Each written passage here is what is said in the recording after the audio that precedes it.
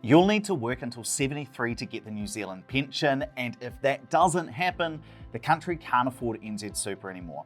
That's according to the head of one of the country's largest investment firms. And when I went looking for the data to prove him wrong, I was shocked because everything I originally thought I knew about NZ Super was a lie.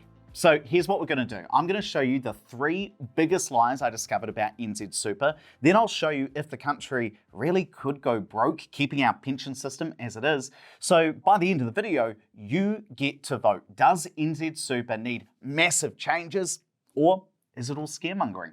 And I should be really upfront about my own bias here because I work in property investment. And one reason that people invest in property is because they don't want to rely just on NZ Super in retirement. So there is an incentive for me to tell you that super is doomed and you should just buy investment properties instead. But I think of it a bit like a barber. They've got an incentive to tell you to go and get a haircut, but sometimes you actually do need a haircut. So let's look at the numbers and then you can judge for yourself. The number one lie I see about NZ Super is when people say, I paid tax, I deserve to get the pension. And I get it that it feels like a fair deal. You put in 40 or 50 years of work, you paid your taxes, and now it's your turn to get something back, right? But what I discovered is that that's not how it works. That's not how NZ Super works, and it's never been how NZ Super works. So NZ Super is not a reward for working, it is a government benefit. And if you get NZ Super, you are a beneficiary, you are on a benefit, because the truth is that the Kiwi pension is not a reward for working your whole life or for paying tax, because if it were, we wouldn't give it to people who don't work or who didn't pay that much tax, but we do. Everyone who turns 65 and meets the basic residency requirements gets NZ Super. There's no minimum amount of tax paid to qualify, no minimum years of employment. It is a benefit. And I know that makes some people feel uncomfortable because beneficiary can be seen a bit like a loaded term. Now, I'm not saying that's a bad thing that it's a benefit, that superannuitants are beneficiaries. After all, it protects older Kiwis from poverty. It's not an extravagant life. According to Massey University, it doesn't even cover a no-frills retirement. We're talking about tuna on toast every night for the rest of your life.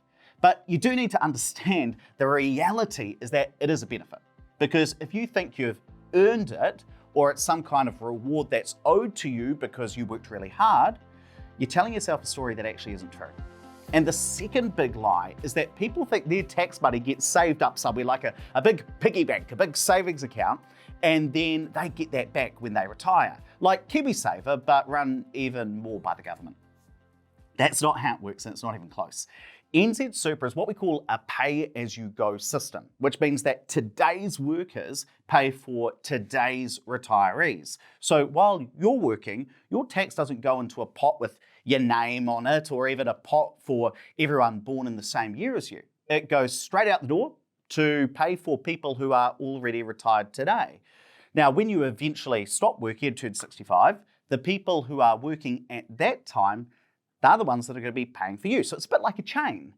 And the whole thing works as long as there are enough workers to support the retirees. But as we're about to see, that chain is getting weak. Very, very weak. But just before we get to that, you might be asking about the NZ Super Fund, because you might think, well, isn't that the pot that we're talking about? That's a really good question. So the NZ Super Fund was set up in 2001 to help solve this problem, to get today's taxpayers to put some money aside for their own retirement. Now, it's currently worth a lot of money, about $90 billion. But here's the thing that really surprised me. Right now, 100% of NZ Super is paid from just general taxation. The funds, the NZ Super Fund, has never been drawn on, not even a single cent ever. And at its absolute peak, forecasted out into the 2080s, the NZ Super Fund will only cover about 12% of the total cost of NZ Super. Not 80%, not half, just 12%. So sure, you might be pre-funding a small percentage of your pension, but the lion's share is still going to come from tomorrow's taxpayers, and that's where your benefit is going to come from. And if you're enjoying this video, do me a quick favor and hit the like button, because that's how I know which videos I should do more of And honestly, it really helps with the YouTube algorithm. Subscribing, that helps too. You guys have already helped us build this into the largest property investing community in the country, and we're on our way to growing this channel to 50,000 subscribers. And if you do already subscribe, you know what's coming next, because the third biggest lie I've discovered that people tell themselves is that NZ Super will definitely be there when you want it. Now let's talk about the numbers. New Zealand spends $24.7 billion a year on NZ superannuation. That is more than the entire education budget, more than the government spending on every school, every university, every polytech in the country combined. And that's forecast to grow, which is why the Treasury says that the current system is not sustainable for the long term. Within just 7 years, 1 out of every 5 tax dollars will be going to NZ Super. But the real problem isn't today's cost. It's the demographic time bomb ticking underneath it. Because in the 1960s, there were 7 workers for every retiree. 7 people working, paying tax, supporting the 1 person on NZ Super. That's a pretty comfortable ratio. Today, it's 4 workers per retiree, but wait, there's more. By 2065, it's projected to just be 2. 2 working people supporting 1 retiree, and the math ain't mathing. You can't keep giving more and more people a benefit while the number of people paying for it proportionately shrinks. I mean, in just 2 years, we are on track to hit 1 million people getting the super. For a country of just 5 million people, that's the equivalent of adding everyone in New Plymouth to the super roll in just 2 years' time. And if we continue the way we are, the country will go broke. To just hold NZ Super costs steady as a share of our economy, the eligibility age would need to rise to 72 or 73, or the average income tax rate would need to rise from 21% to 32%, or GST would need to more than double, going from 15% to 32%. So it's a bit pick your poison. And if you're in your 60s right now, this probably doesn't impact you. You're going to get your pension. If you're in your 30s like me, or 40s right now, this isn't abstract. This is your retirement. This is your money. This is your life. Now, whenever I talk about the age of getting super going up, someone always asks, well, what about the tradies? You can't be a labourer or a plumber until you're 73. And look, both my brothers are tradies. They're in their late 30s, early 40s, and it's already getting pretty tough. Crawling under houses or climbing scaffolding, their bodies do take a beating. So I definitely get it. You can't be a labourer until you're 73, but you also can't have 2 workers supporting every 1 retiree. That breaks 2.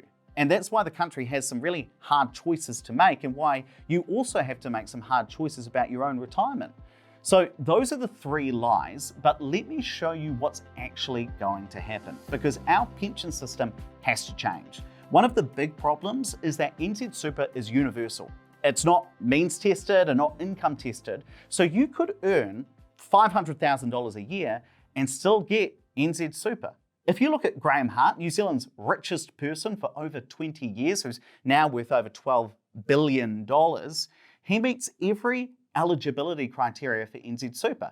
He is legally entitled to get the same fortnightly check as someone who has absolutely nothing. So we're potentially paying the pension to someone worth $12 billion. So does that really seem right to you? Now, I'm not having a dig at Graham Hart. There's a very good chance that he doesn't even claim NZ Super, right? And none of us would actually know, because he's famously very, very private. But the system is designed so that someone who is worth $12 billion could still get this benefit from the government. And it's not just billionaires who might not need it. More than 9,000 people earn over 200 grand a year and still get NZ Super. Now, if we just stopped paying super to those 9,000 people, we could save around $250 million a year.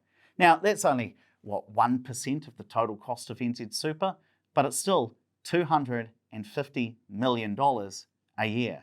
And I saw that Shamabil Yaqub, another Kiwi economist, he estimated that if NZ adopted an Australian-style means testing, only about 60% of the population would actually qualify. 40% of people who are currently on NZ Super wouldn't get it. Now, that would be tough, but it would save roughly $9 billion a year, and we're potentially paying $9 billion a year to people who might not need it. Now, that would be enough to fund our entire police and our entire justice system. But instead, we're writing checks to some billionaires. And other countries are already shaking up their pension system. Australians now get their super at 67 and they means test it. If you have too much money, you don't get the pension. The UK, they're heading towards 68. Denmark is going towards 70. New Zealand, still at 65. No means test, no current plan to change. We really are the outlier here, but that doesn't mean it's going to stay the way forever.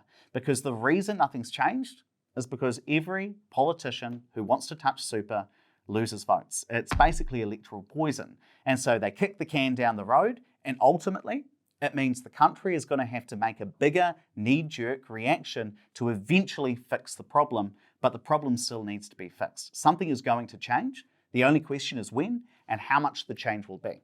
So what can you actually do about it? Well, many of our clients at OPAs build a property portfolio so they can live off the rental income in retirement. And they start by treating New Zealand superannuation as a bonus, not the foundation of their retirement. You can also build your retirement plan as if NZ Super might not be there or potentially pays you less. Then, if it's still around in its current form when you hit 65 or whenever you want to retire, that's great, that's a bonus, but your retirement is still sorted even if it kicks in later. And that's the second thing that people often do, is factor in the New Zealand superannuation age going up. So if you're under 50, the eligibility age could be 67 by the time you get there, possibly 70. That might mean you need 2 to 5 extra years of income if you still want to retire at 65. Now, that's a big deal if you haven't thought about it. The other thing you need to think about is when you get your KiwiSaver, because that's actually tied to the age of eligibility. So if you can't get your super until, let's say, 73, under the current rules, you won't be able to get your KiwiSaver till then either. So you do have an incentive to build wealth, not just in your KiwiSaver. Now, I'm not saying don't invest in KiwiSaver, right? But if you're already maxing out your employer contributions, consider that you might not be able to access it at 65 like you might already think. And then you can build your own income streams now. Don't wait. Start building something today that generates income in retirement independent of whatever the government decides to do with super. Now, if you want to start building a plan that doesn't depend on the government or doesn't solely depend on the government, my team can help. We work with investors across New Zealand to find properties that generate long-term income, and I'll drop a link in the description to book a free session with the team. Because at the end of the day, the only retirement plan you can truly control is the one you build yourself. Now, remember that guy who said you'd need to work until 73? It turns out he might be right. But at the start of this video, I also said that you'd get the chance to vote. So here it is. What do you think is going to happen to NZ Super? Comment 65 below if you think the age will stay the same. Comment 70 plus if you think it's going up. Or comment means test if you think that's coming first. That way, we'll be able to see where the community lands. But look, this doesn't mean that your retirement's all doom and gloom, which is why you should definitely watch this video that walks you through the 8 signs that you should retire earlier than you think. Tap the video on your screen and I'll see you in there.